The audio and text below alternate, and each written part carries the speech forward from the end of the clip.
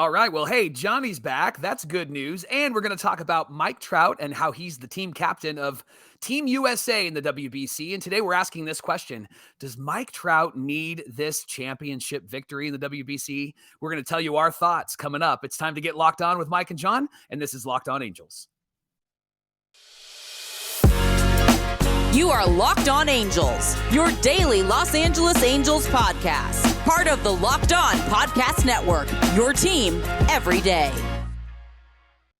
And John and I thank you for making Locked On Angels your first listen every day. And of course, every show is free and available on all platforms like Apple Podcasts and Spotify. And you can help us out by giving us a rate and a review. And those watching on YouTube, make sure that you're subscribed and click the bell to be notified every time a new episode drops. Thanks for being here with us for this episode of Locked On Angels, where it's your team every day. You've got the Frisch Brothers here with you, a.k.a. the Super Halo Bros. My name is John, and that's my brother Mike. And my name is Mike, and that's my brother John. John, welcome back to the show. Thank you. You went to an AEW show this weekend. That's wrestling for all the non-nerds out there. So, John, give us the quick highlights of Revolution. I love Orange Cassidy. He's one of my favorite wrestlers. His whole gimmick is that he's too lazy to care about wrestling. And then, of course, seeing Bryan Danielson wrestle for an hour is a treat. I don't know how many more miles that guy has left, but I've been a fan of him his whole career. And even though there was a moment where we thought he was going to be done and retired for the rest of his life, he was able to come back and be in the ring. And so if that's the last Bryan Danielson match I ever see, then it'll be worth it. So got to be there with some good friends and good fellas to celebrate my buddy Casey's birthday. And so we had ourselves a blast. It was really great. That's so awesome. Glad to have you back, Johnny. And we're going to talk about Mike Trout today. But before we do, hey, we want to just let you know that on tomorrow's show, you can actually send in some questions. We're going to be talking about Artie Moreno and how he has not talked to local reporters. We'll give more details on that later on. But you can actually send us some questions either on social media or if you comment below here on YouTube, the questions that you would ask Artie Moreno if you had a chance to sit in a room with him. Keep it clean, please. But send us those questions. We would love to hear from you, and we'll talk about that on tomorrow's show. And we're asking the question, does Mike Trout need a World Baseball Classic win? Does he need Team USA to get a win? So here's what we're going to do. We're going to run down the team's history, of course, a little bit later, but we need to talk about who's on this roster because it's a pretty good team in a lot of ways, and in some ways it might be a little bit lacking, but it is an exciting team because it does have its handful of superstars. Mike, let's highlight some of those guys. Yeah, I mean, catcher, they have two really great catchers with JT Realmuto from the Philadelphia Phillies and Will Smith from the Dodgers. I'm actually really stoked to see Pete Alonso. I'm a fan of Pete Alonso. I think this guy is a diamond in the rough, and he's probably not in the rough anymore. I think he's just a diamond. Paul Goldschmidt, of course, is going to be there from the St. Louis Cardinals.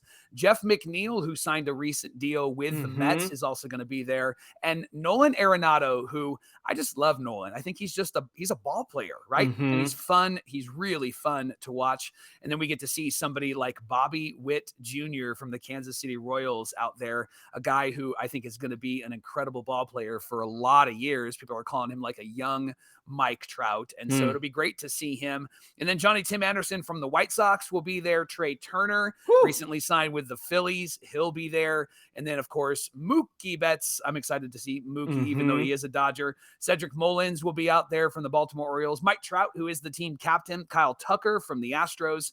Kyle Schwarber from the Philadelphia Phillies. I think he's just going to be hitting home runs for Team USA. That feels like that's all he does, right? That outfield is insane. Yeah, that's a really good Trout, outfielder.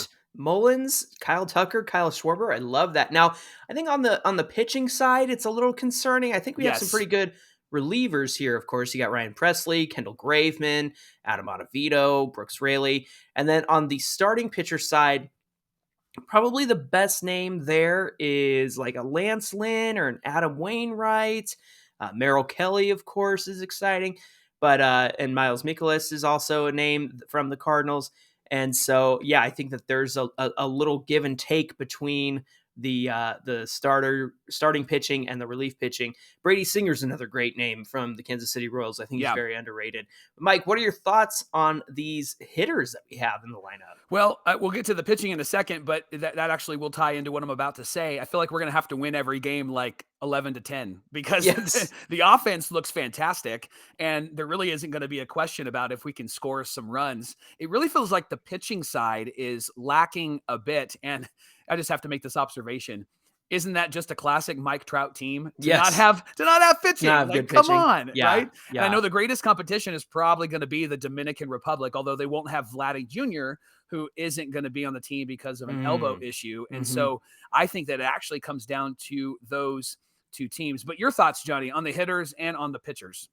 I agree with you in the fact that, Mike Trout has had these offensive threats every single year of his career, except last year when the pitching was actually good. So hopefully the Angels have balanced that out. But yes, I think it's going to have to be a very offense driven team. The team's going to be managed by Mark DeRosa, which I think is really cool. He played on the 2009 United States squad. Isn't that cool? That is and cool. They got to the semifinals that year.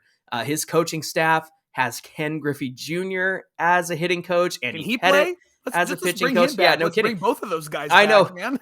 then we'll have a real superstar outfield. Exactly. Jerry Manuel, bench coach. Lou Collier's first base coach. Dino Ebel, who Dino! we're very familiar with, used Love to be the third base coach for the Angels for a long time. He's now with the Dodgers. And so that's going to be exciting, of course. And then Dave Rahetti is also the bullpen coach to round out the staff. Righetti, sorry. Yeah. My eyes went faster than my words. Dave Righetti, yes, of course. Is this team good enough to win the whole thing? I think that you've got some competition in the Dominican Republic. Yeah. And then, Mike, you've got those videos of Shohei Ohtani hitting bombs during the excitation games. Pulling an Adrian Beltre, hitting home runs from his knee. Yeah, no kidding. So, I'm excited to root for Team USA, but I think this whole experience is going to be a lot of fun for any baseball fan, right? And of course, we have pride in our team and pride in our country and the people who are representing it, especially with Mike Trout being the team captain. I'm going to go Team USA just by virtue of the fact that Mike Trout is on the team. But man, there's a huge part of me that's going to be rooting for Team Japan too, because Shohei on that team, you see him and Yu Darvish talking over pitches in the dugout, and it was like, oh, that's going to be tough. Well, and Yu is a guy who actually can look at a pitch. I mean, there was a great story about him last year. He can look at a pitch and go, hey, how do you throw that? And then have somebody show him, and then it's suddenly a part of his repertoire. So that guy is incredible. Hey, shout out to our buddy Cope. He's taken his son to Arizona this weekend to actually watch some of the games. And so he actually is going to watch Patrick Sandoval pitch for Mexico. And so he's excited about that. So I really think that the Team USA can actually win this whole thing. But again, I think it comes down to pitching, John. Can they stop these big offensive threats in Japan and also in the Dominican Republic? Hopefully they can, because I'd love to see, obviously I'm an American, I'd love to see Team USA win this thing. Absolutely. Hey, coming up on Locked On Angels, we're going to tell you why Mike Trout needs this W with the WBC and Team USA. That's coming up here in just a minute. Locked On Angels is brought to you by LinkedIn Jobs. Every new potential hire can feel like a high-stakes wager for your small business. It's why you want to be 100% certain that you have access to the best qualified candidates available. And that's why you got to check out LinkedIn Jobs. LinkedIn Jobs helps you find the right people for your team faster and for free. Adding your job is really simple at LinkedIn. And once you do add the job, you can post the purple hashtag hiring frame to your LinkedIn profile to spread the word that you are hiring. And there's simple tools like screening questions that make it easy to focus on the candidates that you want with just the right skills and experience so that you can quickly prioritize who you'd like to interview and who you would like to hire. Get the right people in the right position for your small business so that it can help you achieve the goals that you have this year. Business owners rate LinkedIn Jobs #1 in delivering quality hires versus leading competitors. So find the qualified candidates that you want to talk to and find them a whole lot faster. Post your job for free at linkedin.com/LockedOnMLB. That's linkedin.com/LockedOnMLB to post your job for free. And there are some terms and conditions that do apply. Thanks for making Locked On Angels your first listen today. We're very excited to have you along with us and talk a little bit about Team USA in the WBC. And of course, does Mike Trout need this win. So let's dive into some of Team USA's history in the WBC. Mike, why don't you get us started here? Well, in 2006, Team USA made their debut and they made it to the quarterfinals. They had a 3-3 record that year. They placed 8 out of 16 teams. And so they weren't too happy with that finish. It's and the first year, It's the first year. You got to get those out of the out of your system. Getting the wiggles out, right? Yeah, so exactly. John, talk about 2009. 2009, they had a 4th place finish and went 4-4 overall, another 500 finish in 2009. 2013, Team USA made it to the quarterfinals with a 3-3 record and placed 6th out of the 16 teams. And then finally, 2017, Mike, was the last time a WBC was played. Of course, we were going to have it in 2021. That got pushed out.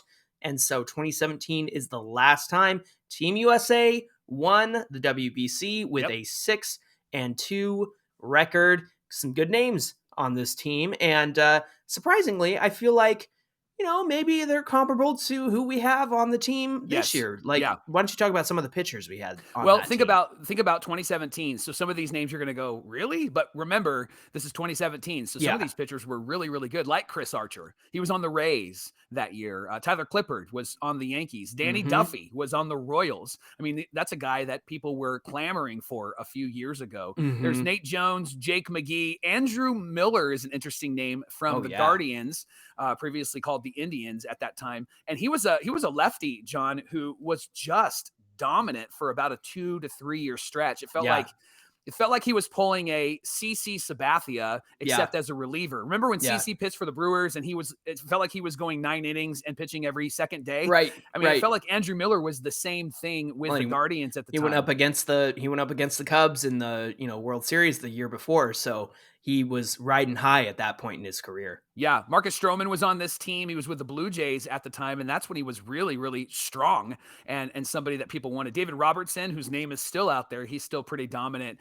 in the major leagues. Pat Neshek from the Phillies was on this team. So this pitching staff, ironically, feels like the pitching staff we have this year, but they won in 2017 with that pitching staff. But John, I think the key to this whole team in 2017 was who was the starting catcher that you've compared to Logan O'Hoppe on the Angels. Talk about your favorite catcher, favorite non-Angels catcher. There he is, Buster Posey, baby. Started as the starting catcher on the 2017 team, but then Jonathan Lucroy wasn't bad back then either, and AJ Ellis, of course, as well. So some strong catching names there. But Mike, listen to this infield: Paul Goldschmidt, Eric Hosmer, Daniel Murphy, Ian Kinsler, Nolan Arenado, Matt Carpenter, Alex Bregman, Brandon Crawford. What a great infield they had going on in that team. So the team's pitching staff, I feel like, is comparable to the one that we have this year. Just names that are competent, names that are good, and kind of a mishmash of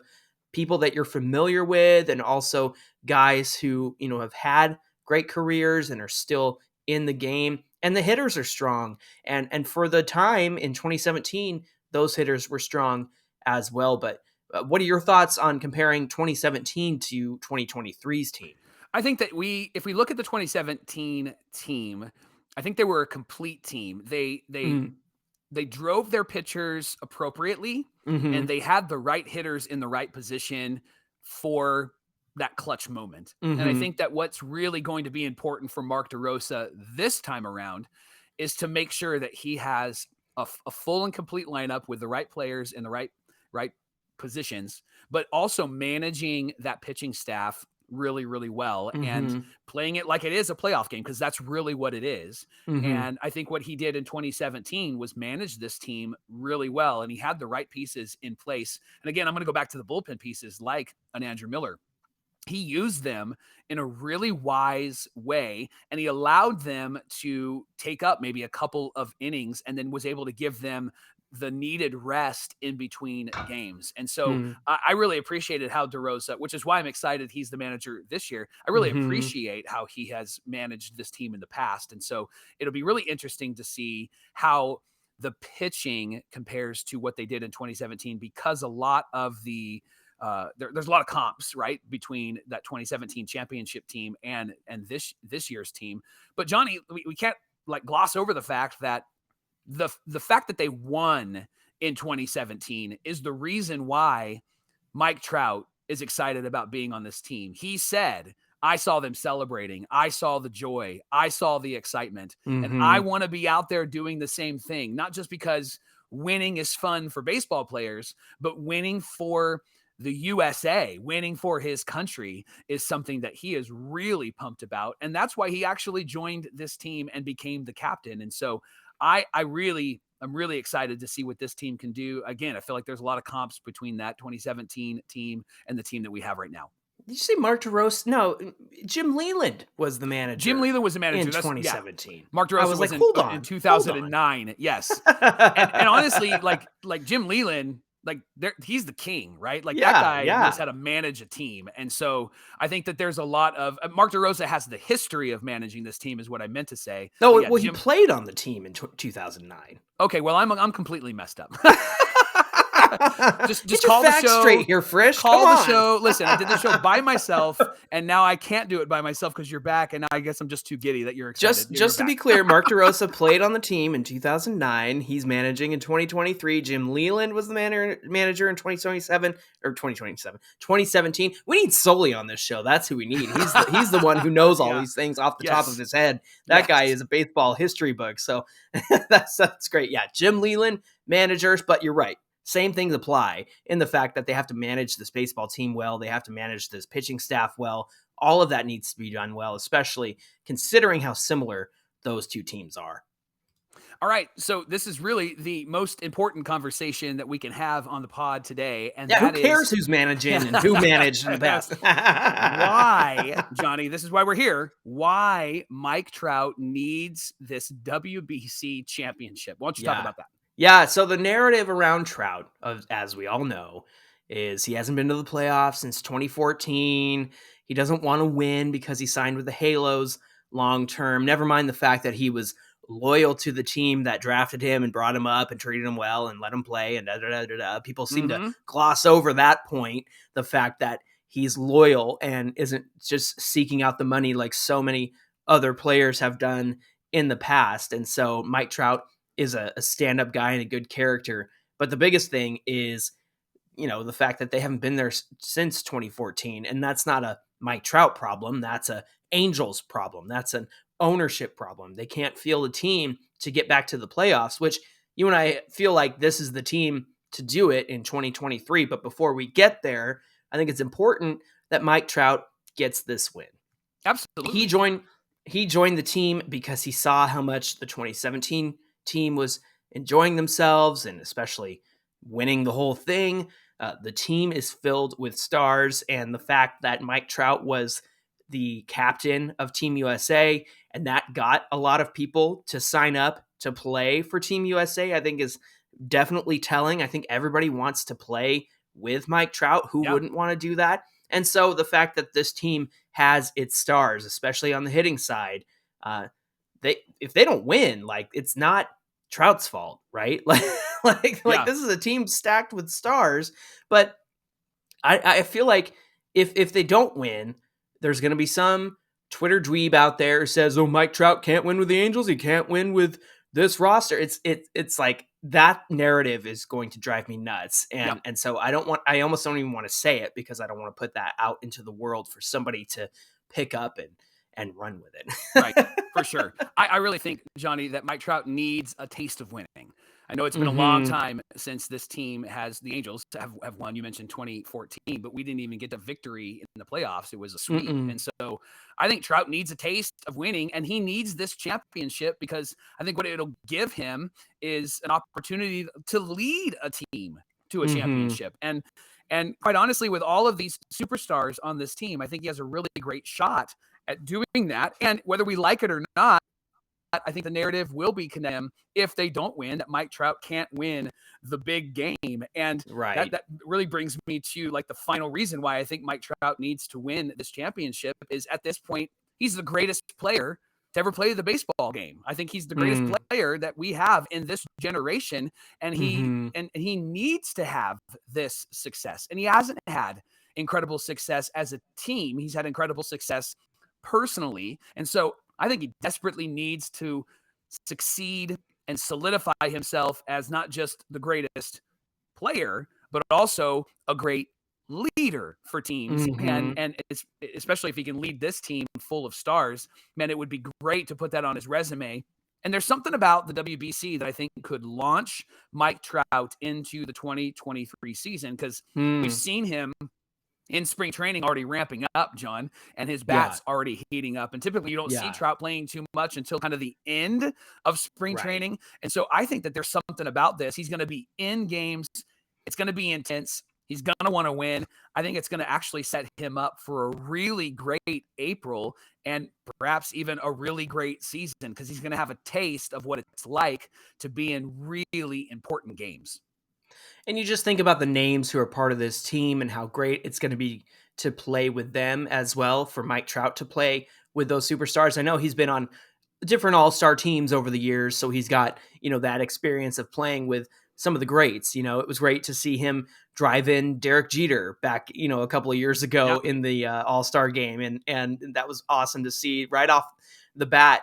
Literally at the beginning of the game, he drove in Derek Jeter. And so just the excitement of getting to play with superstars that are included on Team USA, I hope he brings that energy back to the Angels. And the same thing could be said with Shohei Ohtani as well. They're going to be around this group of guys who are the best at what they do and representing their countries well. I think that everybody who's involved in the WBC, even Patrick Sandoval pitching for Team Mexico, we've got some guys on Team Colombia and Venezuela. I almost said Valenzuela. Hung out with my buddy Joe.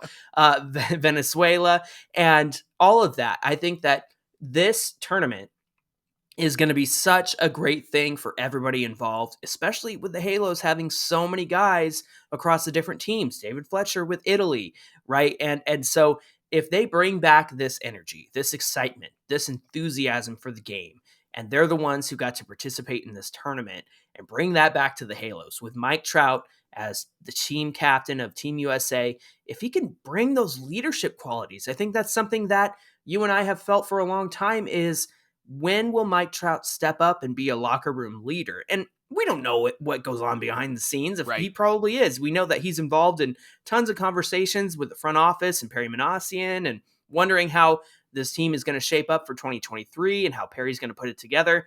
But I think the biggest thing is Mike Trout's the leader of this team now. He's been there the longest.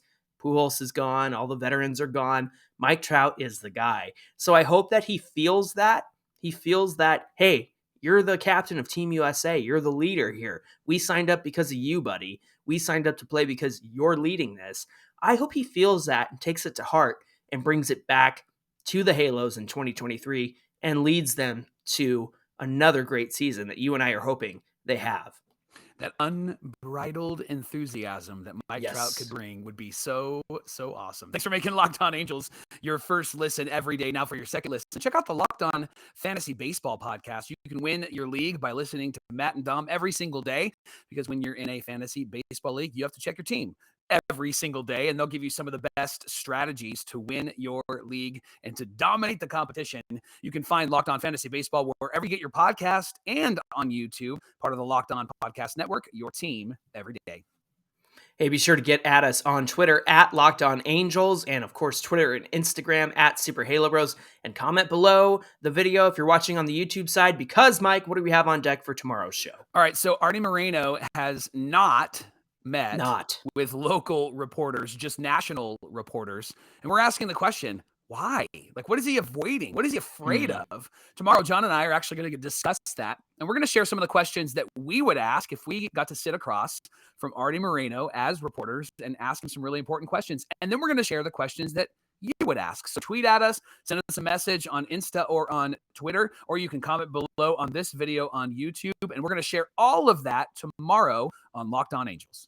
And keep it clean. I know that some of us are not thrilled with Artie, but keep it clean. It's a family show, Mike. Family show. All right, friends, we hope you'll come back and join us for that episode tomorrow. Until then, my name is John, and that's my brother Mike. And my name is Mike, and that's my brother John. Thanks for being here with us. That's going to do it for this episode, and we'll see you back here tomorrow for more Locked On Angels.